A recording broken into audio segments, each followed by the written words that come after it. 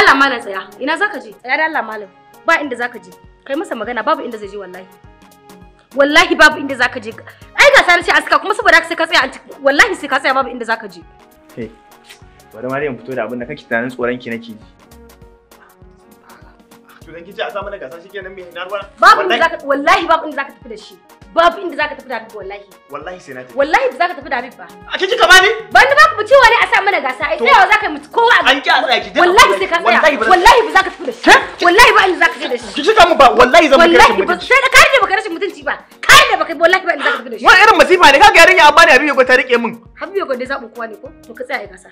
Zabin kowa baki a cikin kowa. Tsaya cewa ne a sa mana gasa. To masu kallo, ku tare mu a cikin shiri na gaba domin ganin yadda za ta kaya ga Malam Ali ga Fa'iza. Ku audience din nan tunda so kuke ku hada ni fada. Kun ga kun hada. Ma da a cikin shiri na gaba kawai.